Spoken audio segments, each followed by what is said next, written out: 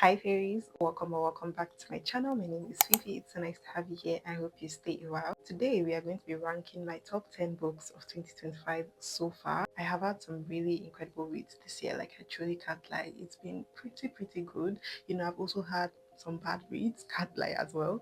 But yeah, for the most part, I've been enjoying a lot of the books that I've been reading, and I think that's a huge testament to, how much more in tune I am with my reading taste and my soul in general. So yeah, I just thought I would make this little video talking about my favorite books of the year, my top 10 books of the year, because I do feel very strongly about each of these books. I won't talk too much about the actual premises and plots of these books because I think I would like you, if you want to go into every one of these books, like none the wiser of the major plot or the major premise, because I think it's better, or it would be better for you to go into it a little bit blind.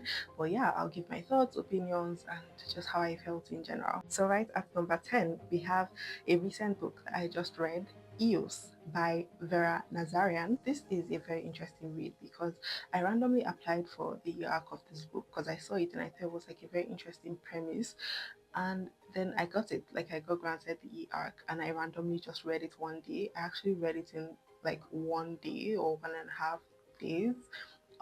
Yeah, it was really freaking good. It is the first book in actually a prequel series called Dawn of Atlantis. So the original series is called, I think, Atlantis. I don't know.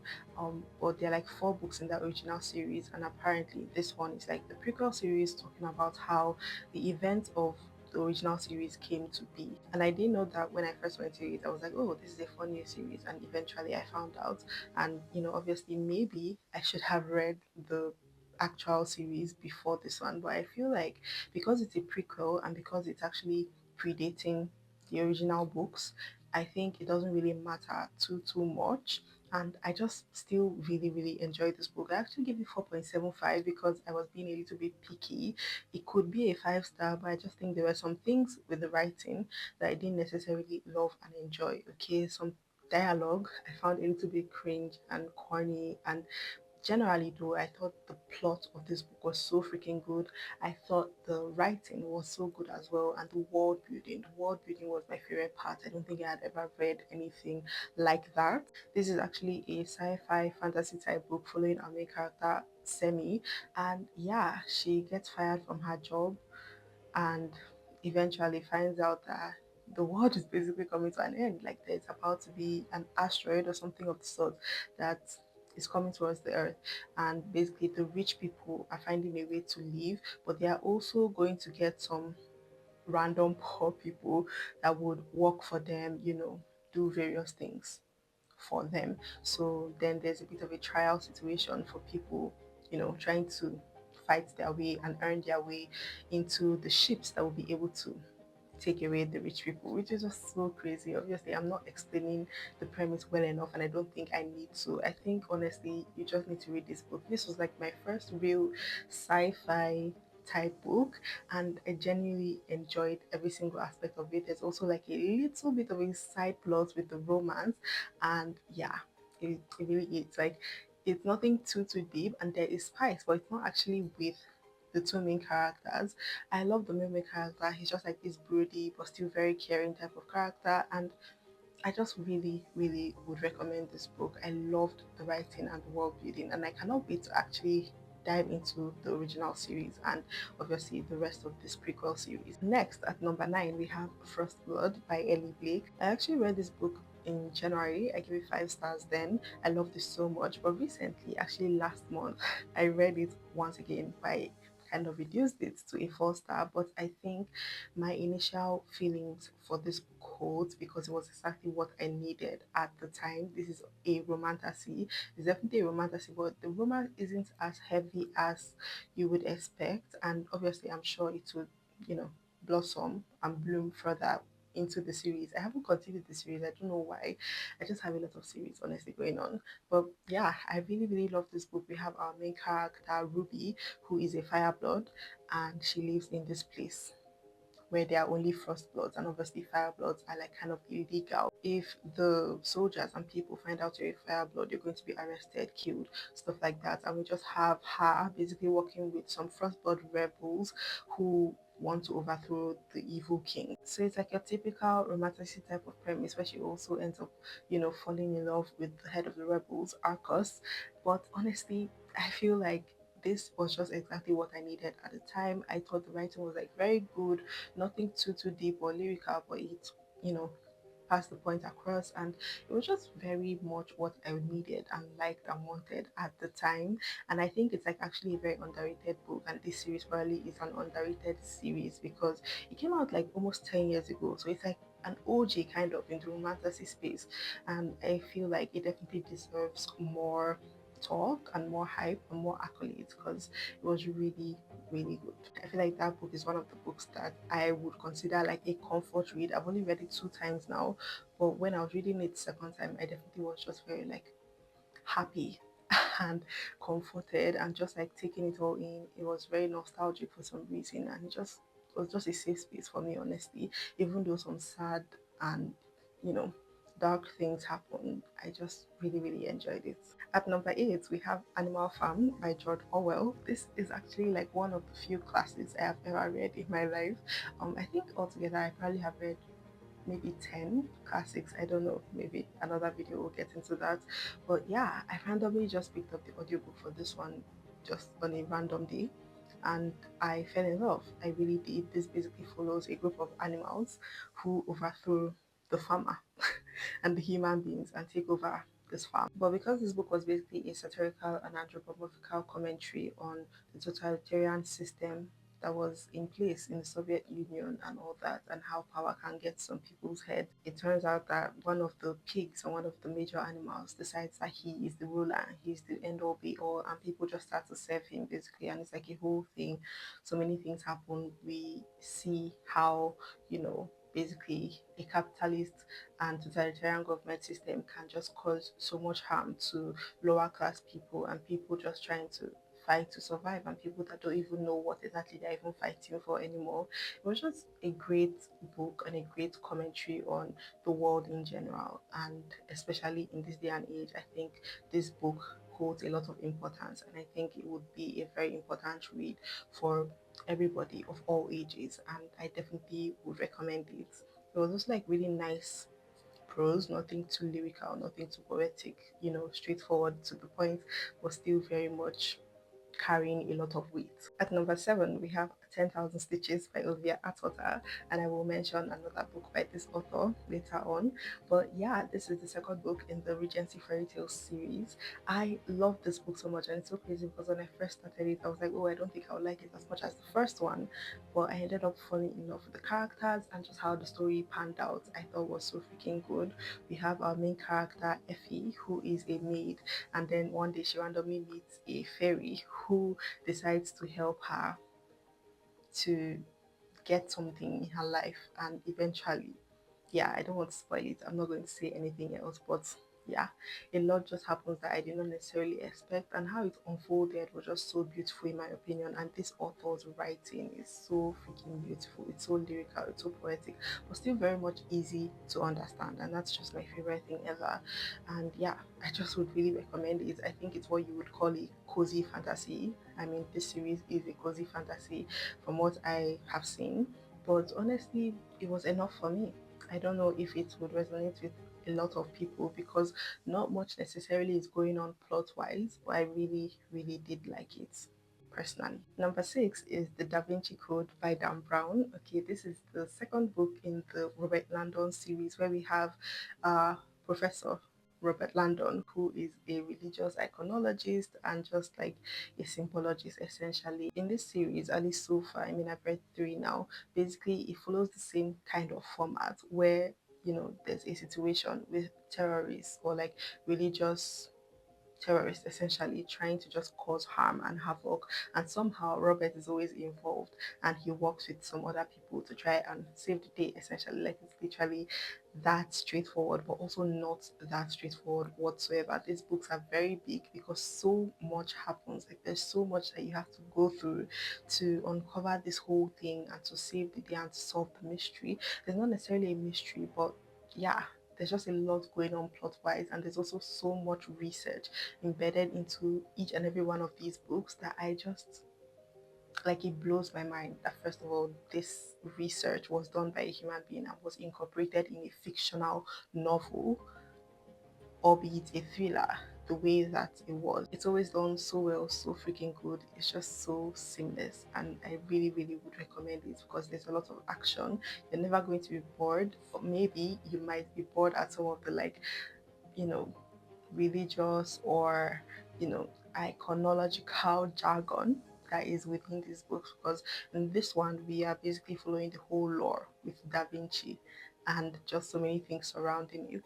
But yeah, I just love it so much, to be honest. I love this series. On number 5, we have Half a Soul by Olivia Atota. As I said, we're going to come back to this author. This is the first book in the Regency fairy tale series. Okay, I loved this book from beginning to end. Like there was no point in this book where I was like, oh, I'm not loving this. Like I loved every single aspect of this book. The writing, Olivia Atwater, one of my favorite authors because of her writing. It's so lyrical, it's so poetic, it's so mystical and magical, and just like it literally takes you away and infuses you into this like very magical mythical type world, and I just eat it up every time. I've only read 2 books and a novella in this series and by her, but yeah, I just love her writing and I love her characters. I honestly connected to these characters so freaking much. There was so much depth. Basically, in this book, we have our main character Theodora, and when she was young, a fairy essentially comes and tries to take her soul. We don't really know why exactly that is, to be honest. Like thinking back, I'm like, why did he want to take us all? Maybe he just wanted to take us all. But I think there was something to do with her mom and her mom promising her soul to that fairy, which is crazy. So he tries to take her soul, but he gets interrupted and he only takes half of her soul. And that's the whole point. She now only has half a soul, so she can only feel things, not as well as some other people. She can feel, I think, anger, but she can't necessarily feel happy. Like it's a whole thing where her feelings are not necessarily as easily expressed as other people. So I think this book was very good because it kind of gave autistic like conversation, and gave like conversations about neurodivergent or like people that are not necessarily eager or able to express emotions as well as the next person. And I just loved it. I love the characters. We also have our main character who is a sorcerer, a magician, if you will. And there's a whole plot line. There's actually so much that goes on in the plot of this book. I really, really enjoyed it. It's not necessarily what you would think will happen when you first start it, but personally, I love this so much, and I love the writing. Like I said, I love the characters, I love the plotting, and I loved how everything wrapped up and came together. It was just very wholesome and very sweet, and I would definitely recommend this book and this series. I can't wait to read the final book in this series and also dive more into Olivia Atwater's discography because I'm very, very intrigued. At number 4, we have Divine Rivals by Rebecca Ross. This book is another book where I was just like, from the beginning to end, I was like, yeah, this is it, because it was so freaking good. The writing too, very poetic, very lyrical, very like whimsical, and it's basically set in this like almost Victorian type of world. I don't know necessarily what world it would be set in, but I'm assuming it's a Victorian world. We have our 2 main characters who are journalists. Basically, they work in the same printing publishing house and they are basically fighting for the same job. So they are rivals in that way. But so much more happens within the plot. They basically get sent off to war to cover the happenings in the war, and like it's just there's a lot that happens that I obviously don't want to spoil because I think you need to go into this book a little bit blind. It was just so beautiful, so whimsical, also quite sad. I can remember it being very sad, not very sad, but like sad enough, to be honest. And there's a whole other plot line with them sending each other letters, magical letters with magical typewriters, and it's just like it was just so cute. I loved it so much. I gave it 5 stars. Honestly, the second book, because this is a duology, didn't quite, feed me as much as this book. I give that one 4 stars, but I would really, really recommend this duology. I think it's a very, very good duology. And actually, I think there's a prequel, book that is actually about to be out, I think this month. I can't wait to read that. Like I am so excited for that, and I've heard great things already from people that have read the arc. I could only wish and hope to one day get an arc. Number three, we have Inferno by Dan Brown. I'm not going to get into this book anymore. It's honestly in the same vein as the Da Vinci Code, the same thing following Robert Landon, but basically this one follows Dante's Inferno and the lore surrounding Dante's Inferno. I actually really like this one a lot more than the Da Vinci Code because I feel like it was a lot more personal and there was a lot more character depth than in the Da Vinci Code, not only with Landon but with the side characters as well. So yeah, I would really recommend this series. Every book I've read so far has been 5 stars. I have read the first one, the second one, and the fourth. I think the fourth one. I haven't read the third one because I didn't have that physically, and I kind of really like reading these books physically. So yeah, I might still read it actually very soon. I'm very excited to get further into the series, and I think like there's a fifth one or a sixth one coming out this year or next year. I'm sad. I'm so sad. At number two, we have one of my favorite books literally ever, The Falcons of Fire and Ice. And as I am saying this, I know that there is literally not another person. Actually, probably there are some people that have read it, obviously. But this book is so criminally underrated. Like, it just pisses me off. Like, this is one of the books that should be very much popular, but unfortunately, it's not. This book is by Karen Maitland and it is a historical fiction, but it also has a bit of a fantastical element, which was so really fun. I honestly don't even know how to tell you about this plot. Basically, we have our main character, Isabella, and her father has basically been arrested for allegedly killing the royal falcon. So now she has to go on a quest to find falcons to replace the ones her father killed. But basically, on the other side of the world, we have these conjuring twins living in a cave that are actually kind of evil, but because of Isabella, their paths cross. And like, I don't even know how to explain it, but this book was so freaking good. The writing and how humorous it was, but also still very serious and very sad.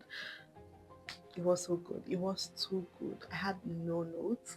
I loved every single character. And one of my favorite characters actually was somebody that he wasn't necessarily the love interest, but he was, they could be. Like, I don't know how to explain it without, spoiling, but his name was Ricardo and he was just so funny and so cute and so morally grey and so yeah, random as hell to be honest. But I really just loved him in this book and I loved Isabella as well. Honestly, I feel like Isabella didn't have enough depth for me, but this book was still 5 stars. So like I have nothing really to say. Yeah, it was just so good. The writing was so good. The plot was so freaking good, and the characterization and how everything came together and how it was left a little bit open ended at the end. Like it was so good, and the fact that it's kind of also based on, you know, reality because we have this whole backdrop of the church inquisition and people basically being killed for being heretics by the church. People that don't necessarily follow the Catholic Christian religion are being put to death by the Catholic Church. And yeah, there was a lot of commentary on that and how horrible obviously it is. And we also got so much insight at the end of the book because the author like was very keen on giving more insight about just things that were going on back then in Lisbon, in Portugal, and in so many, obviously so many other places in, the 1500s, and how the church was just doing things that the church obviously mostly does, which is sad as a Christian. But what can you do? I just would really recommend this book. I thought it was so freaking good. I really, really want to read it again, but I'm scared because what if I don't like it as much? So I think I'm just going to leave it where it is because, I can't. Like, I will not be happy with myself if I read it again and I end up, picking out more things that I didn't like or enjoy and just like not loving it as much as I already did. It's just pissed me off so bad, which is why I don't even like rereading books in the first place. I've only ever reread 2 books now, or maybe 3, maybe 4 actually. I've reread a few books, but yeah, I just feel like rereading is just so annoying sometimes. But finally, at number 1, we have, drumroll please, Dress of the MRC by Brandon Sanderson. I have a whole reading vlog, okay? I think it's a 30-minute reading vlog of literally just this book. So I'm not even going to get into it that much, you need to go and watch that video. I actually really love that video. I actually unironically watched that video in my own time randomly because I just loved hearing myself yap about that book because that book was so freaking good. Threats of the MRC is a cozy epic fantasy, and it was, one of my first real introductions to epic fantasy. I have read a few books, honestly, that could be considered epic fantasy, but this is my first time ever really reading a book with the prior knowledge that it is an epic fantasy. And oh my god, I really have been missing out because it was so freaking good. We basically have Tress of the Emerald Sea, and she goes on this journey to basically find her lover. And I know that's a very like simplistic way to talk about this book, but I truly cannot tell you more. You just need to read this book. Like, take my word for it. You need to read this book. The writing, the plot, the characterization. I loved every single character in this book, even the villain. Even the villain. I really, really loved it. I thought the farm family was so freaking beautiful and how everything came together at the end, and just like the writing. The writing. This was my most highlighted book. I actually read it as an ebook. I just wish I can have this book physically because I would like to reread it. I know for a fact that I would love it even more if I reread it, but I want to get the physical book. Somebody give me the physical book. I highlighted so many things because the writing, like every other sentence, every other paragraph, I was getting gobsmacked by just like deep, hard hitting lines. Like tears were shed, laughs were shared. It was just too good. I truly could not recommend it enough. I really think every single person needs to read this book, and I think it deserves even more hype. Obviously, Brandon Sanderson is a very popular epic fantasy author, so it's not like he's lacking in that department. But I think this book deserves so much more hype, and the fact that he basically wrote this book for him and his wife, like it was so good. And I honestly kind of can't wait to dive more into Brandon Sanderson's discography. I'm just trying to plan that out and try to fit that into my already very busy book schedule. So yeah, those are my top 10 books of the year 2025 so far. Honorable mentions, we have the Mallory Tower series. I have read 6 of the 12 books in the series so far, and every single one of them have been between a 4-star and a 5-star. Okay, and the one I gave 5 stars, honestly, I just like, it was just nostalgia, to be honest, because these are books that I read when I was so much younger. Obviously, like everybody knows Eddie Blyton as a kid, but like the fact that it still hits so hard, or maybe it was just nostalgia, honestly. But yeah, I would really recommend this to anybody that is into middle grade type books because it was just too good. Also, Where the Crawdads Sing by Delia Owens, I believe is the author's name. I didn't want to include this in the original top 10 because honestly, I think if I reread this would be like a 4-star, maybe a 3.75. I think I was just like in throes of emotion when I first read that book. And so yeah, I just immediately give it 5 stars without thinking, which should be the norm, I guess. But yeah, maybe more like a 4-star, but still a really, really good book. But I don't want to like tell you to read this book because apparently there's a lot of controversy with this author. Something about her being a murderer. I'm not going to lie, like I don't even want to research, like I don't want to know, like I actually don't want to know. Like I've read the book, I liked it for what it was. I'm never going to read it again. I'm never going to read another book by the author. Like I don't care to know. Sorry. I'm obviously somebody that likes to speak out on like bad people or speak against bad people, but there's some things that you just have to wash your hands off. I just can't. But yeah, that is the end of this video. Thank you guys so much for watching. Let me know if you've read any of these books, what your thoughts are about them, if you share any of the same opinions and thoughts as me, if you would like to read any of them. Just talk to me down below. I love reading and replying comments. It's one of my favorite pastimes. Don't forget to like, comment, subscribe, and also follow me on Instagram if you want to be book besties or just besties in general. I would really love and appreciate that. But for now, I will see you guys in my next video. Bye.